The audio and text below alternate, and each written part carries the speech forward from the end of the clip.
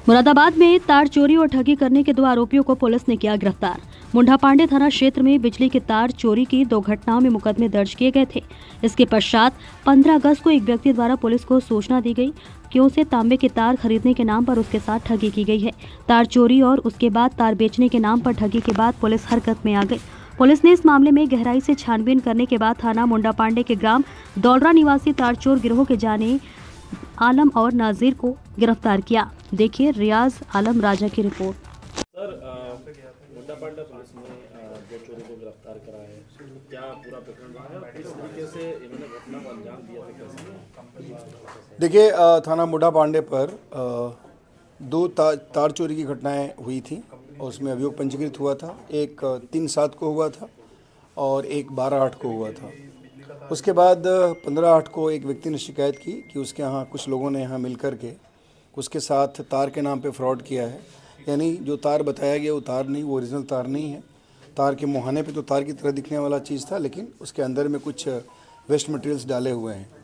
उनका भी उनके जो द्वारा तहरीर दी गई थी उसमें भी हम लोगों ने अभियोग पंजीकृत किया। इस प्रकार 3 अभियोग पंजीकृत हुए थे जो तार से संबंधित थे।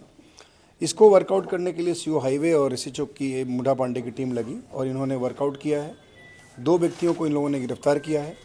एक का नाम उसमें नाजिर है, दूसरा जाने आलम है। ये दोनों गांव दौलरा के रहने वाले हैं और इन्हीं लोगों के पोजीशन से जो तार इन लोगों ने चोरी की गई थी वहाँ दोनों जगहों से वो बरामद हुई है।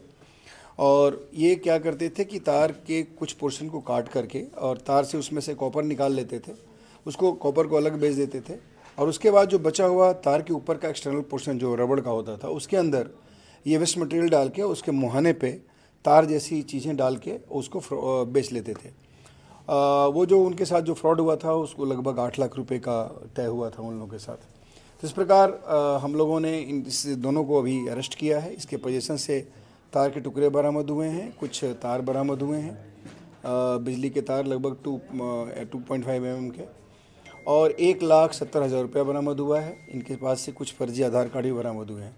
बेसिकली एक बहुत बड़ा सातिर और फ्रॉड तार चोर गैंग है ये।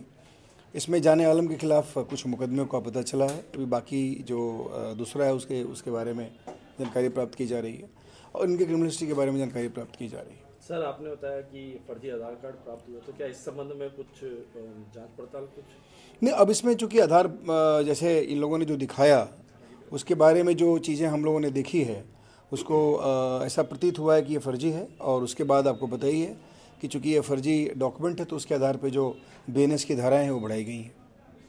Thank you.